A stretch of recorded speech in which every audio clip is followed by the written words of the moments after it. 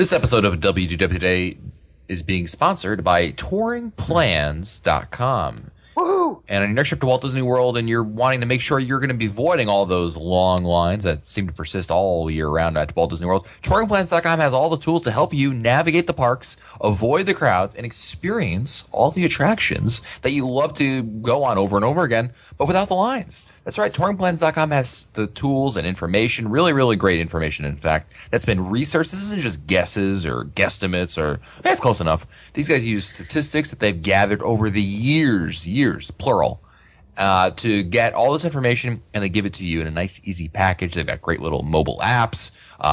They have, obviously, the unofficial guide. Lots of great stuff. You need to check them out right now at touringplans.com.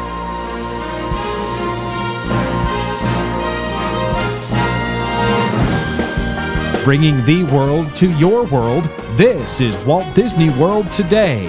Here are Mike Scopa, Len Testa, Mike Newell, and your host, Matt Hochberg. It's Monday, June 27th, 2011, and this is episode 895 of WDWToday.com. I'm Matt Hochberg of StudiosCentral.com. I don't know why I said WDWToday.com, but we are also at WDWToday.com. Anyway. It must be the jitters from last night's live show, and joining me on today's show is Mike Newell of Mouse Roll Radio. And Mike, yes. The live show went great last night. I'm very happy that our Steve Medina band is still in effect. Thank goodness. Yeah, that's the key to any good live show. Let me tell you, any new podcasters coming up there, the key to any good live show, band Medina, no problems after that. It's amazing. You'll do fine. And Matt, you were a little shaky in the beginning of the show, but Janine does that every time she's in the chat room. So. Nice. So we're used to it. Also joining us on today's show is Mike Scopa, a senior feature writer and blogger for alleears.net. Welcome, Mike. Come on, Kay, make it happen. Men in Black? I was going to say Men in Black. It's the wrong park. Okay, we're doing Universal now. Cool. Running out of Disney podcasting. It was Men in Black. Good. Come on. Oh, my God. Kitchen Cabaret? One of you should be very, very embarrassed. And by one of you, you mean me? No. Oh, good. Woo. Something in the Studios. All right. Say it again? Come on, Kay, make it happen. Oh, Rock and Roller Coaster. Yeah. All right. It's the Boston accent. Throws me off every time. That's You're too excited about Fantasmic. And also joining us on today's show is Fred Hazelton, the master statistician for touringplans.com. Welcome back to the show, Fred. Thank you, Matt. It's a pleasure again. It's a pleasure to have a consummate professional on the show, even if you are Canadian. It's a pleasure to hear you talk. It's a pleasure to be listened to for once. He's just happy that you don't call him Matty Cakes. There's nothing funny about that. You hoser. I don't know what that means. I'm assuming it's an insult. How about those Canucks? Oh, ouch. Yikes. On today's show, we're going to be talking about things at Walt Disney World that, have been unfortunately could use some TLC. Let's put it that way. And Disney World actually does a really good job with maintaining their attractions and everything. They really do. You have to give them credit. But as avid Walt Disney World fans, you, I, me, the rest of us, we all start to notice some things after a couple of trips. You come down for food and wine, you're back again for Star Wars weekends, and maybe even a trip in the summertime, and you start to notice, that thing that's been broken for a little while now. And and some things unfortunately have been broken for a lot longer than others. But well, all right, let's get it out of the way. Newell, I'll give it to you. Why don't you pick the thing that we're all thinking about that could probably use a fix? I wonder what he's going to say. Fix the Yeti! Yeah. Thank you. Good night. This episode was sponsored by... That's our show, folks. Yeah, the Yeti. The Yeti. Poor old Yeti gets no love. The problem with... The problem with the Yeti is that it was sold to us like this incredible thing. You'll never see anything like it. You'll never see anything like it again. And we haven't seen it. I'm still waiting for it. It's been unfortunately a really weird subject because not only has it not been broken, it's been in B mode, which B mode basically means it stands in one position and a strobe light flashes on it, so to simulate motion, but in fact it doesn't move. It hasn't moved for years now, right? I mean, I can't even remember when it moved last. It's just it opened in 2006. That's 5 years now. I know. It's been a while. The thing is we haven't really heard a lot from Disney. That's the thing. It's been this like, it's literally like the 800-pound, instead of a gorilla, it's a Yeti in the corner of the room. It's been broken. We all know about it. But Disney hasn't really commented on it or hinted about what it could be doing if it can. During Star Wars weekends, I think I mentioned this on the show, I spoke to an Imagineer who was at one of the events I was at, a Dave Parfit event, and he was over there. And I asked him, I said point blank, what's the deal with the Yeti? Is it you guys? Is it not fixable, or do you guys don't have the money for it? Like, is Disney not forking over the budget and you just can't afford to fix it? Like, what's the issue? And he told me that the issue was that it's not that they don't know how to. The problem is the Yeti is so complex and so advanced in terms of technology that they really don't know how to fix the issue. Wow. They just haven't been able to tackle it. It's not the budget issue. It's not that they don't have money for it. According to him, I asked him, is there money? He said no. Because they just haven't been able to figure it out because it's such a huge technological beast, literally and metaphorically. I mean, Scopa, what has the Yeti said to you? I mean, when you see the Yeti's been broken for so long, what does that say to you, Mike? Help me. Well, well, I just think it's abominable that they haven't fixed the Yeti. Dun, dun. But the thing is, Matt, we're talking 5 years now, and Would you say that it's snowballed from there? well, it's, That's cold. That's very cold. I mean, it seems like he's frozen in time, and You couldn't he end might- with when I said that was the end of the show, right? You had to keep going. well, I'm not gonna. I don't believe what they told you, Matt. Wow. Say it on the show. I don't believe. Wow. You need to tell me that the engineers and the Imagineers and everyone who was involved in the design of that machine does not know how to fix it. I mean, they're technicians, they're experts. Just as auto mechanics have a pattern that they go by to find what's wrong with a automobile, I would think that all that is a large audio animatronics machine. So why not treat that just as you would any audio animatronic machine and take it from there? I can't buy that. I just think that perhaps they don't have an opportunity to spend a considerable amount of time fixing it. Maybe they would need to close down the attraction for a week, and maybe they don't want to do that. Then why not just maybe they don't want to tell us that. But I'm thinking that they could do it, but they need to spend time, and they probably don't want to spend the time. They don't want to close that attraction down for an extended period of time. When was the last time Everest was closed? I can't remember the last time. Yeah. No, it hasn't been. Now it could be that maybe they're waiting. Maybe they're waiting for its normal path to the refurb list or whatever.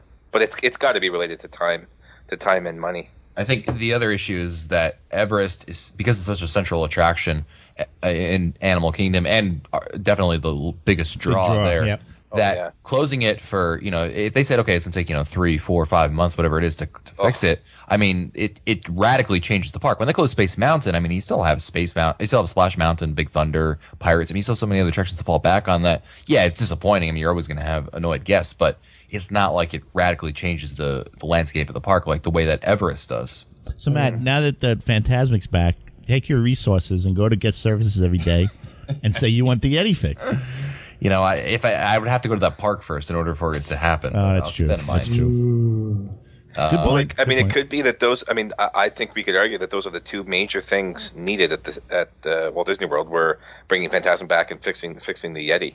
So between those two, I think you got to go with Phantasmic first. Yeah, I mean, well, speaking of animatronics, the next attraction I had on my list was Splash Mountain, and it's not that there's one particular animatronic that's broken. You stole but my it always thunder. seems there's something broken on there. Yeah. You know what I mean? There's like that fish, the fish thing that jumps out of the water and goes back down. Maybe that's broken. Sometimes it's the Brer Rabbit animatronic that follows you around and hops along on your left hand side.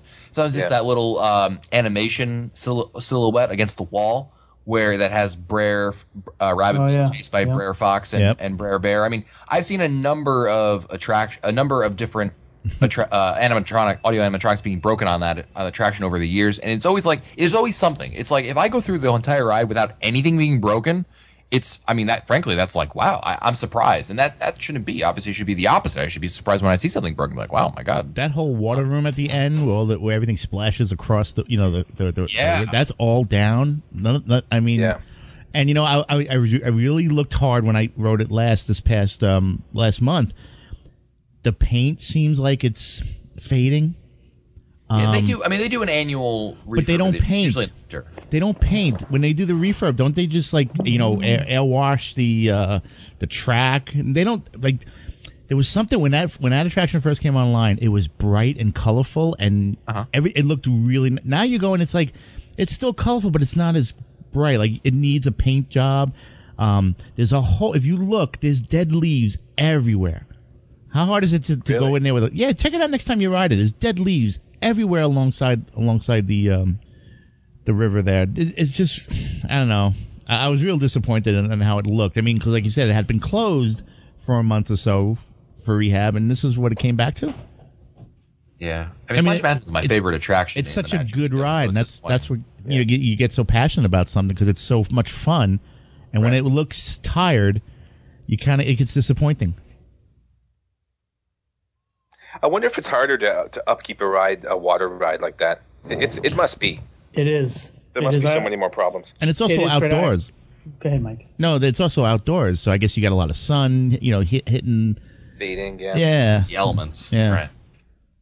Scopo? No, I've talked with cast members who have worked on on Splash Mountain and a few other rides that involve water, and they have said that the maintenance cost is much higher on attractions that deal with water, and it also requires them to check on those attractions more often, and it takes a while for them to get them up and running. Like I know I had a friend who worked on Splash Mountain, and they used to report as much as like 90 minutes before the park would open or before the turnstiles would open, and they would go through a series of checks before they would even start sending cast members down the logs just to make sure all the safety checks were there, because water can corrode, water can damage, water can make things go old real fast. So you're right. The water is a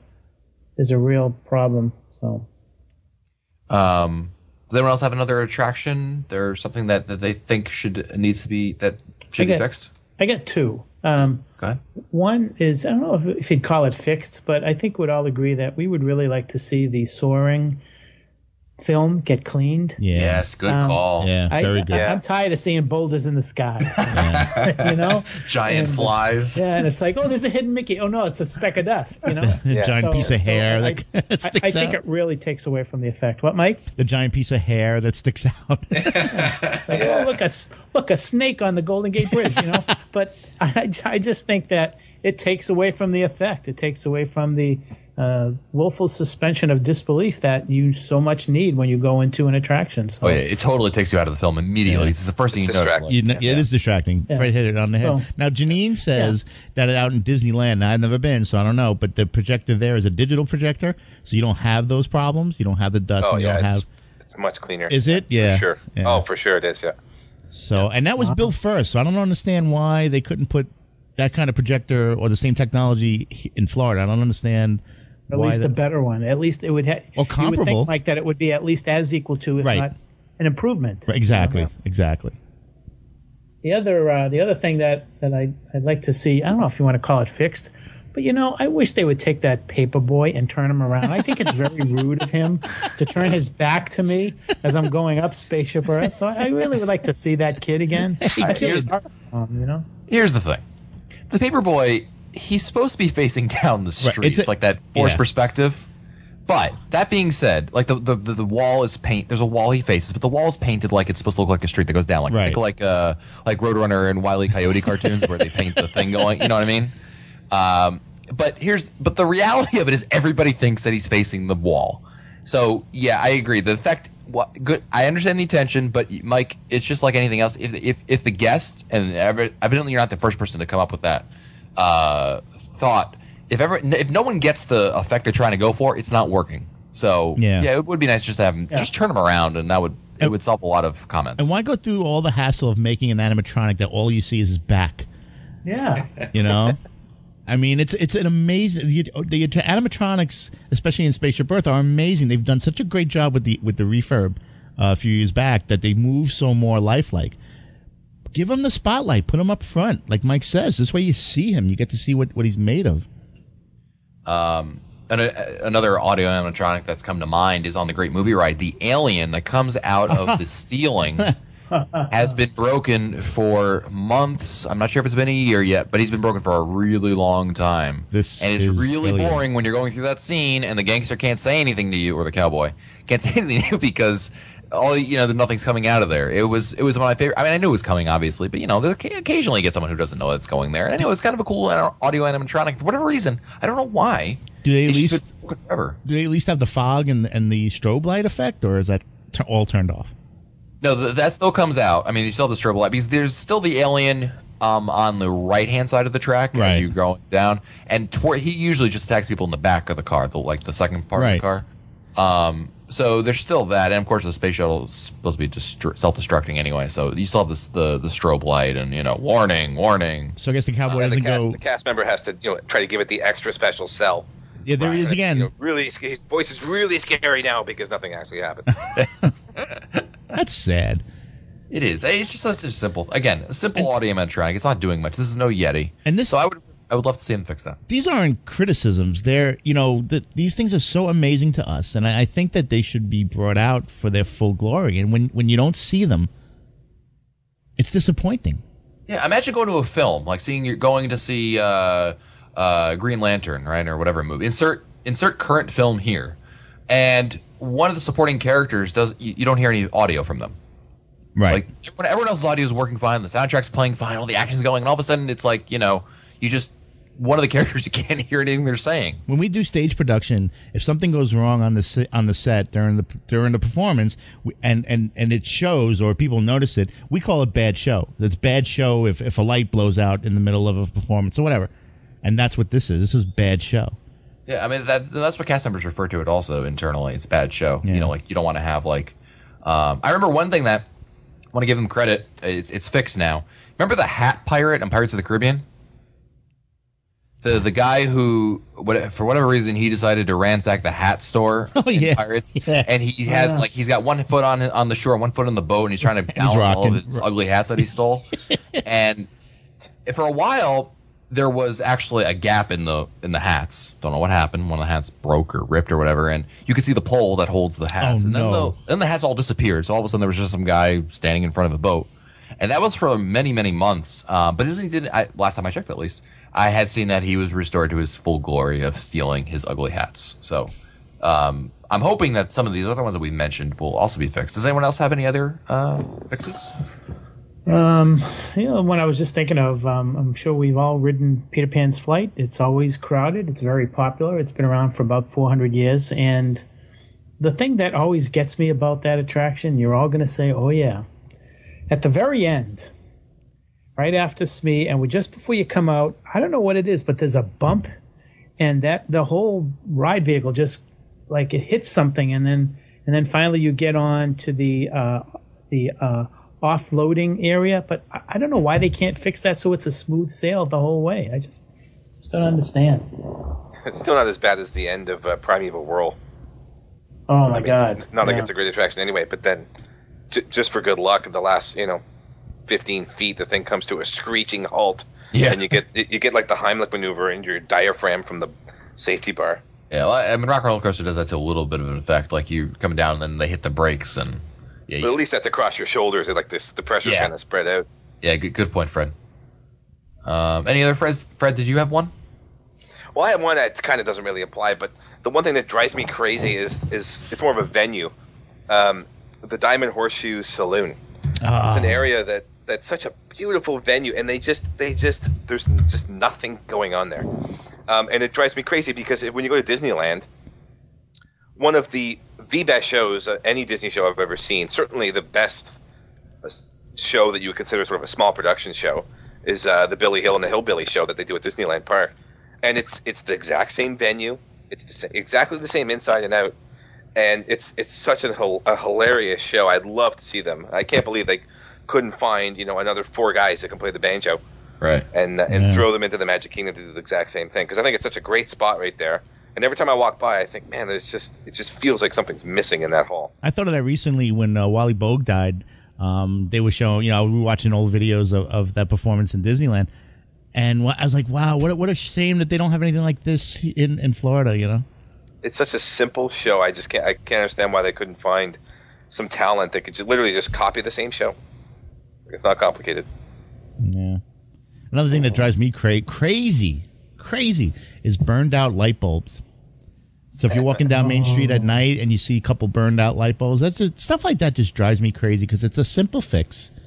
You grab your ladder, you climb up, and you change the bulb. I don't understand why. I mean, you gotta hope that those get fixed. You would think at least those get fixed a lot faster. I mean, some of these that we're talking about, the Yeti, I know these other ones. Those are ones that have been going on for years. Simple maintenance, absolutely, but it's again bad show. And I pick out stuff like that because when we, like I said, we do stage production, so I'm always looking for faults on stage, and everything at Disney is on stage. So when the light is out or when something's not working properly. It kind of makes you go, well, it makes us go, ugh. Yeah. Scopa?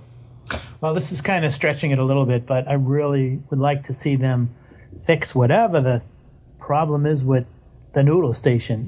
Is it on? Is it off? Or do something with that area. Maybe Fantasmic being on every night indicates that there's going to be those levels of crowds in the summertime that maybe would say, okay, let's open the noodle station, but do something with that. It needs to be fixed. What was the official word on the problem with noodle station? Was it something to do with like preparing the foods at that location as opposed to something else? I've heard several Theories? Several reasons or theories. One is that the type of product that they are trying to sell, Mike, is very difficult to prepare quickly. Remember, it's quick service, but I mean, how long? I mean, if you've got noodles, noodles can get limp really fast. I don't know if they don't have just the right way of preparing. I've heard that as an issue. I've heard that they can't keep staff long enough at that place, and I don't understand why. I mean, they do it for the other quick service places, so that one didn't hold any water with me. So I don't know. I tend to think that maybe it has something to do with the actual product that they're trying to sell. But they've had it open and closed so many times over the last 3 or 4 years that I just don't understand why they don't keep it open. And I'm sure if they kept it open, they would do business. And exactly what I was just going to say, that thoroughfare is so heavily traveled that even if you opened it up and sold fries and chicken fingers and soda, I mean, I don't know what the cost effective of staffing people would sell that, but I mean, that's so heavily traveled. You think it would do some kind of business. Absolutely. Yeah. Well, friends, this is going to do it for this episode of WDW Today. I want to remind all of our listeners that this episode has been sponsored by touringplans.com. And regardless if the attraction is open, closed, sort of broken, needs to be fixed, whatever the fact of the matter is, touringplans.com has touring plans to help you navigate every single attraction in Walt Disney World. And again, they got really great statistics based on everything here. This isn't, again, I cannot underestimate or understate rather the amount of research and information that goes into everything that they're doing here at touringplans.com. This is lots of information that they've cultivated over the years, and they're giving it to you in an easy to digest manner. Check them out right now at touringplans.com. If you want to find our older episodes, read our show notes, or send us your comments, you can visit us online at wdwtoday.com. For Len Testa, Mike Scopa, Mike Newell, and Fred Hazelton, I'm Matt Hochberg. We'll see you on the next show. Stupid Judy, stupid energy. This has been a production of Mouse World Radio.